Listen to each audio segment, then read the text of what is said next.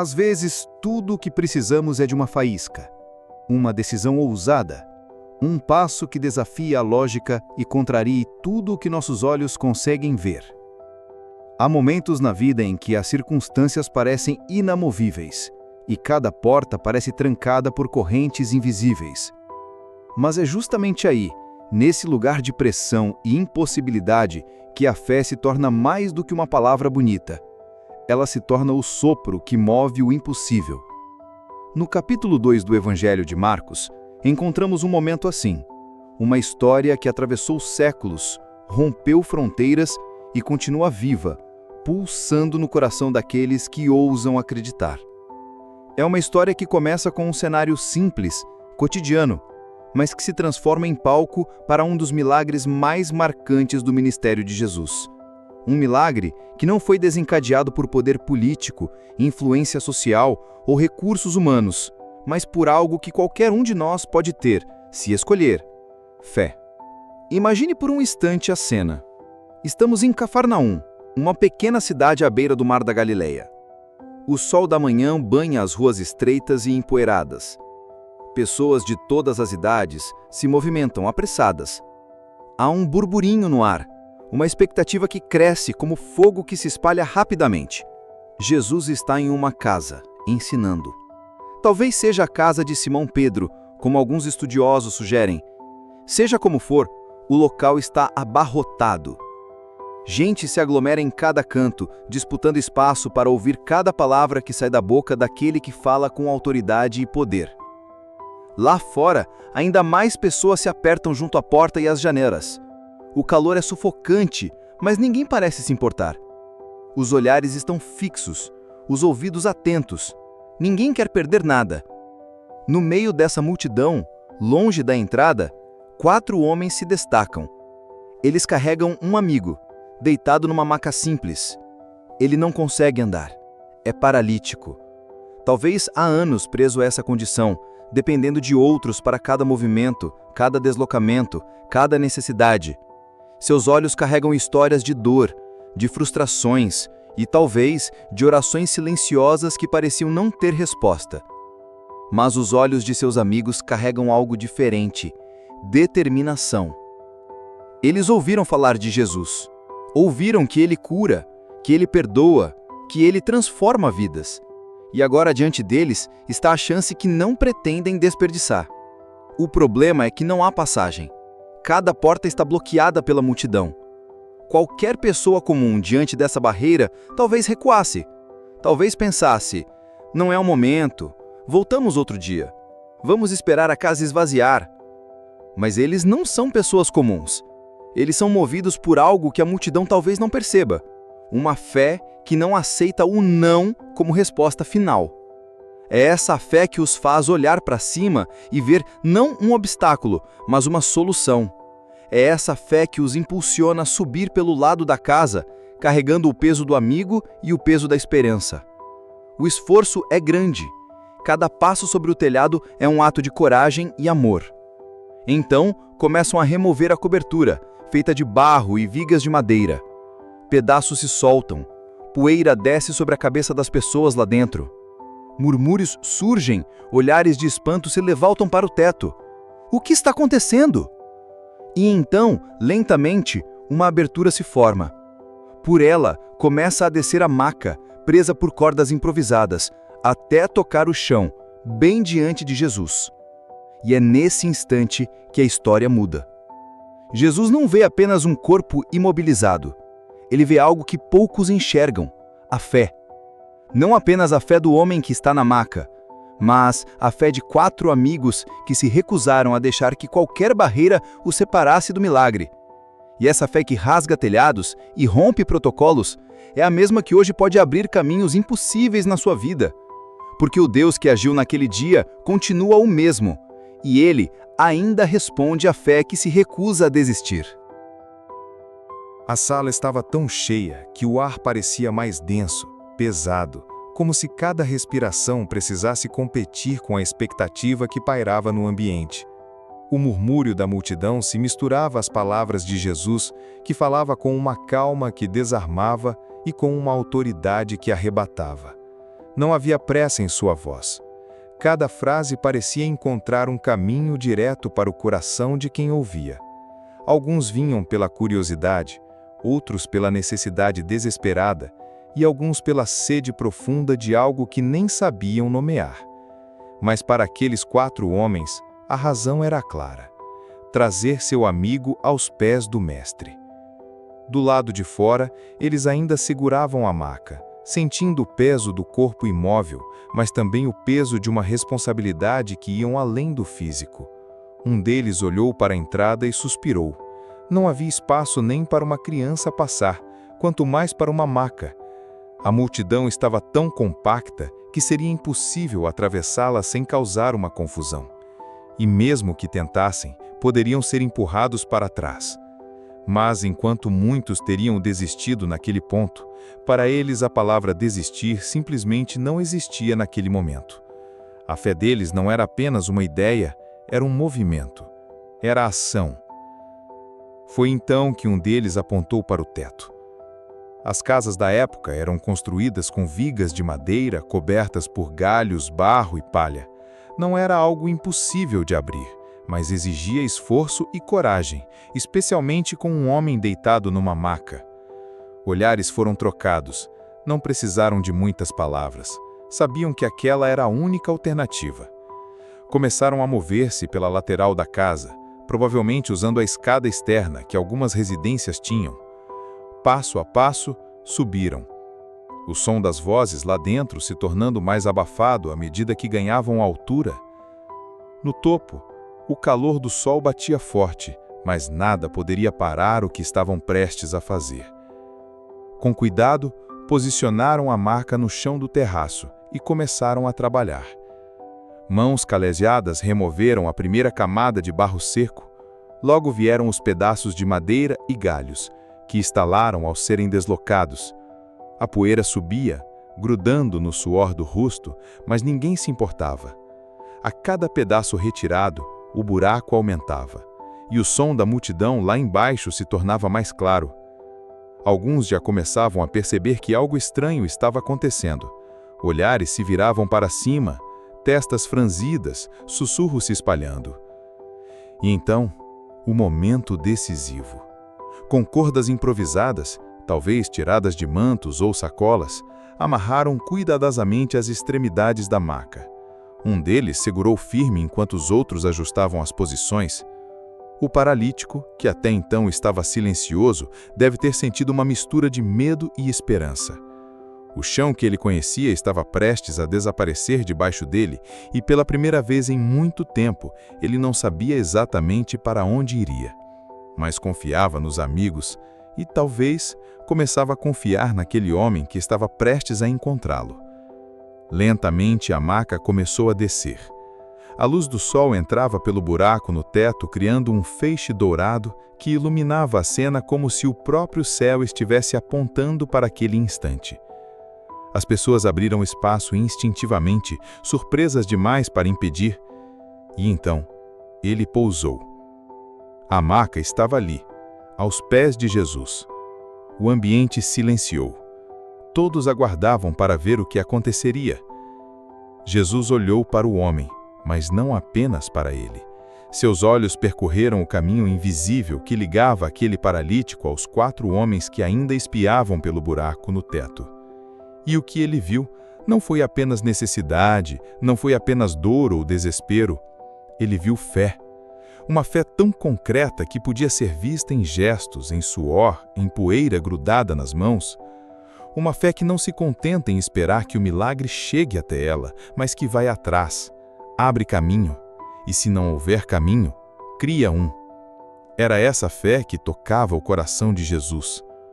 Uma fé que naquele momento estava prestes a mudar tudo. O silêncio que se formou naquela casa não era comum. Era o tipo de silêncio que antecedia algo grande, como se até o ar prendesse a respiração. Todos os olhares estavam fixos em Jesus. Ele, sentado ali, diante do homem que havia sido descido pelo teto, não parecia apressado nem surpreso. Sua expressão era de calma profunda, mas também de um amor que se podia sentir. Era como se ele enxergasse muito além do que qualquer um naquela sala poderia ver. Não via apenas um corpo imobilizado sobre uma maca, via uma alma, via uma história inteira, via um coração que, mesmo machucado, estava agora diante da única fonte de verdadeira esperança. Os amigos no telhado se inclinavam para tentar enxergar o que Jesus faria. Talvez esperassem que ele se aproximasse e, com um toque, restaurasse imediatamente os músculos atrofiados e os nervos adormecidos. Talvez imaginassem que ele ordenaria de pronto: levanta-te e anda. Mas o que Jesus fez primeiro não foi isso. Ele abriu a boca e disse: Filho, os teus pecados estão perdoados. Palavras que pareciam deslocadas naquele contexto. Afinal, o homem havia vindo pela cura física. Mas Jesus sabia que a maior paralisia não estava nas pernas, estava na alma. E antes de curar o corpo, ele decidiu curar a raiz mais profunda, a separação entre aquele homem e Deus. Naquele momento, rostos se contorceram entre a multidão. Alguns dos escribas e líderes religiosos que estavam sentados começaram a cochichar entre si com expressões indignadas. Por que este homem fala assim? Isso é blasfêmia. Quem pode perdoar pecados a não ser Deus? As palavras não foram ditas em voz alta, mas Jesus, conhecendo os pensamentos, levantou o olhar na direção deles. Sua voz soou clara, cortando o ar. Por que vocês estão pensando essas coisas em seus corações? O que é mais fácil dizer: os teus pecados estão perdoados, ou levanta-te, pega a tua maca e anda? A pergunta pairou no ambiente, deixando todos desconfortáveis. A lógica humana não tinha resposta fácil para isso. Então, com a autoridade de quem não apenas fala, mas cumpre o que diz, Jesus continuou: Mas para que vocês saibam que o Filho do Homem tem autoridade na terra para perdoar pecados, ele virou-se novamente para o paralítico e disse: Eu te digo, levanta-te, pega a tua maca e vai para casa. Não havia hesitação em sua voz nem espaço para dúvida. Era um comando carregado de poder e de vida. O homem, que momentos antes estava preso ao chão por anos de paralisia, sentiu algo diferente percorrer seu corpo. Talvez primeiro um calor, depois um formigamento. Os músculos responderam. As pernas que antes não obedeciam, agora se firmaram. Os olhos dele se abriram ainda mais, talvez marejados enquanto apoiava o peso do próprio corpo pela primeira vez em muito tempo. E então, diante de todos, ele se levantou. O som de passos ecoou no chão de terra batida. Ele se abaixou, pegou a maca com as próprias mãos, aquela mesma maca que por tanto tempo havia sido símbolo de sua prisão, e agora a carregava como um troféu, como um testemunho vivo do que a fé e o poder de Jesus podem fazer. A multidão, antes em silêncio, explodiu em murmúrios e exclamações de espanto. Alguns cobriam a boca com as mãos, outros levantavam os braços para o céu, e muitos, com lágrimas nos olhos, glorificavam a Deus, dizendo: Nunca vimos nada assim. Enquanto o homem saía pela porta abrindo caminho entre as pessoas, não havia mais barreiras. Aquele que antes não podia passar, agora caminhava livre, e por onde passava, deixava um rastro de admiração e esperança. Jesus, por sua vez, permanecia com a mesma serenidade, mas com os olhos brilhando, como quem sabe que havia muito mais a ser feito. Porque para ele, aquele milagre não era apenas sobre um corpo restaurado, mas sobre um coração liberto. O perdão e a cura caminharam juntos naquele dia, e a casa, que estava cheia de gente, também ficou cheia de algo muito maior: a presença transformadora do próprio Deus. Quando aquele homem atravessou a porta, carregando a maca que antes o carregava, não foi apenas a história dele que mudou. Cada pessoa que estava naquela casa saiu transformada. Alguns talvez não compreendessem tudo o que havia acontecido, mas todos sabiam que haviam presenciado algo impossível aos olhos humanos. E é aqui que essa história deixa de ser apenas um registro antigo e começa a falar diretamente a mim e a você. Porque o que aconteceu em Cafarnaum não é apenas sobre um milagre distante no tempo, é sobre o que Deus ainda é capaz de fazer quando encontra corações dispostos a crer. Talvez hoje você também esteja diante de uma multidão de obstáculos. Pode não ser uma porta bloqueada por pessoas, mas sim uma sequência de nãos da vida. Portas fechadas que você já tentou abrir tantas vezes, mas parecem trancadas por correntes invisíveis. Talvez a paralisia não seja física, mas emocional. Pode ser o medo que te impede de avançar, pode ser a insegurança que te mantém preso a um lugar seguro, mas estéril. Pode ser o peso de culpas antigas, erros que você acha imperdoáveis. Ou, quem sabe, você está carregando alguém na sua alma, um amigo, um filho, um casamento, uma causa, e está cansado de tentar ajudar sem ver mudanças. Mas a história de Marcos 2 nos mostra que a fé não espera as condições ideais. Aqueles 4 homens não esperaram Jesus passar pela rua. Não esperaram a multidão se dispersar. Não disseram, vamos voltar outro dia. Eles entenderam que o momento era agora. E mesmo sem ter todos os recursos, usaram o que tinham: disposição, coragem e uma fé que não aceita barreiras como respostas definitivas. Eles abriram o telhado. Talvez essa seja a lição mais poderosa aqui. Quando as portas da vida se fecham, a fé encontra outro caminho. Você já pensou que, muitas vezes, o seu milagre pode estar do outro lado de uma atitude ousada? A fé não é passiva. Ela não se limita a esperar sentada, cruzando os braços, dizendo, se Deus quiser, Ele fará. Sim, Deus pode fazer tudo, mas Ele também nos chama a nos mover, a agir em obediência, mesmo quando não vemos como as coisas vão se resolver. A fé daqueles amigos moveu o coração de Jesus antes mesmo que qualquer palavra fosse dita. Eles não pediram, eles mostraram. E mostrar fé é muitas vezes mais poderoso do que falar sobre ela. Outra lição profunda é que muitas vezes precisamos carregar uns aos outros. Há momentos em que nossa fé está fraca, em que estamos cansados demais para buscar por nós mesmos. Foi o que aconteceu com aquele paralítico. Ele não tinha como chegar até Jesus sozinho, mas tinha quem o levasse.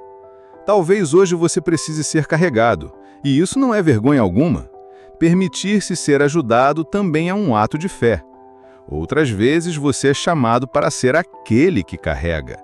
Isso exige esforço, tempo e até disposição para enfrentar críticas. Afinal, imagine o que as pessoas pensaram ao ver 4 homens desmontando o telhado de uma casa alheia. Mas, para quem tem urgência de ver o agir de Deus, a opinião da multidão não é prioridade. E há ainda um detalhe que não podemos ignorar.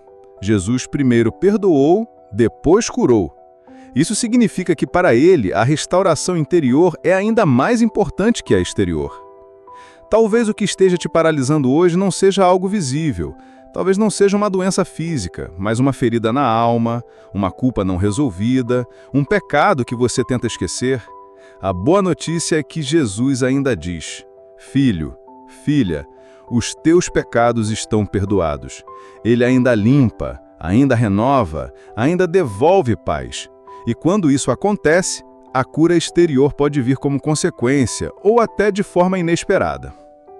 O milagre de Marcos 2 nos ensina que Deus honra a fé ousada, que Ele se move em resposta a corações que não se rendem ao primeiro obstáculo, e que muitas vezes o que Ele tem para nós vai além do que pedimos. O paralítico foi até Jesus esperando andar, mas saiu de lá perdoado e andando. Recebeu mais do que imaginava. E esse é o padrão do amor de Deus, sempre mais profundo, mais completo e mais transformador do que conseguimos prever. Por isso, hoje, ao ouvir essa história, talvez você precise se perguntar: qual é o telhado que eu preciso abrir? Qual é o passo de fé que estou adiando porque me parece arriscado ou inconveniente? E, acima de tudo, quem eu preciso levar aos pés de Jesus, mesmo que para isso eu tenha que enfrentar multidões e obstáculos? Porque, no final, a maior alegria não é apenas ver um milagre acontecer, mas saber que fizemos parte dele. E assim, a história se encerra. Mas não realmente. Porque o que aconteceu naquela casa em Cafarnaum não ficou preso no tempo. Não ficou arquivado nas páginas antigas de um pergaminho. Ele ecoa até hoje, atravessa os séculos e se assenta diante de nós como um convite vivo. A imagem daquele homem saindo pela porta, carregando a maca que antes o carregava, é mais do que um registro de vitória. É um símbolo eterno de que, quando a fé se recusa a desistir, o céu se inclina para agir. Talvez no seu coração você também carregue uma maca. Pode ser o peso de uma lembrança que te prende, de um erro que insiste em gritar que você não merece recomeçar.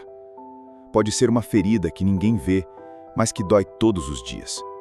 Pode ser o cansaço de batalhas que parecem nunca terminar. E, quem sabe, até hoje você tenha se acostumado a viver deitado nesse lugar de limitação, como se fosse parte permanente de quem você é. Mas a boa notícia é que aquele que olhou para o paralítico naquele dia e disse, levanta-te, ainda está falando. Ele ainda diz, eu te digo, levanta-te. E quando ele diz, não é apenas um incentivo, é um decreto que carrega poder para mudar realidades.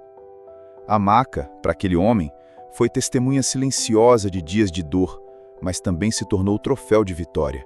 E é assim que Deus faz. Transforma o símbolo da nossa vergonha no estandarte da nossa redenção. Aquilo que te fez chorar ontem pode se tornar a prova viva do que Deus é capaz de fazer na sua vida. E quando você carregar essa maca, seja um testemunho, uma história, uma cicatriz que virou cura, as pessoas vão perceber. Elas vão olhar e dizer, eu me lembro, eu sei de onde você veio e vejo para onde Deus te levou. Mas há algo mais que não podemos esquecer. Aquele milagre começou com 4 amigos que se recusaram a deixar que a distância e a multidão os impedissem. Talvez hoje, Deus esteja te chamando para ser um desses amigos, para carregar alguém em oração, para abrir o telhado por alguém que não tem forças, para colocar aos pés de Jesus alguém que não consegue chegar sozinho. Essa é a essência do amor que transforma, carregar peso que não é nosso, simplesmente porque o outro não consegue. E quando fazemos isso, não apenas testemunhamos milagres, nos tornamos parte deles. E se você se sente sozinho, sem ninguém para te levar, lembre-se, existe um amigo que nunca te abandona, que conhece cada detalhe do que você carrega e que já pagou o preço para te libertar. Ele não apenas te leva, ele te levanta. Ele não apenas te sustenta, ele te renova. E não importa quantos telhados precisem ser abertos, ele vai te colocar diante do Pai, não porque você merece, mas porque ele decidiu te amar até o fim. Hoje, talvez seja o dia de você se levantar, não porque as circunstâncias mudaram, não porque a multidão se afastou, mas porque a palavra já foi liberada sobre você. Levante-se, carregue a sua maca, volte para casa andando por caminhos que antes você só podia olhar de longe. E enquanto caminha, que cada passo seja um louvor silencioso dizendo, o impossível aconteceu na minha vida. E quando outros virem o que Deus fez, que eles também sejam inspirados a abrir seus próprios telhados, a carregar uns aos outros e a viver essa fé ousada que não espera as condições perfeitas para agir. Porque no final, a fé que muda histórias não é aquela que fala bonito, mas a que se move, mesmo quando não vê, mesmo quando dói, mesmo quando todos dizem que não vai dar certo. E é assim que terminamos esta história, com um homem curado, com corações restaurados, com o céu e a terra se encontrando em um momento de graça pura. Mas para você, talvez este seja apenas o começo, porque o mesmo Jesus que estava naquela casa está aqui agora, e ele ainda está dizendo, filho, filha, levanta-te.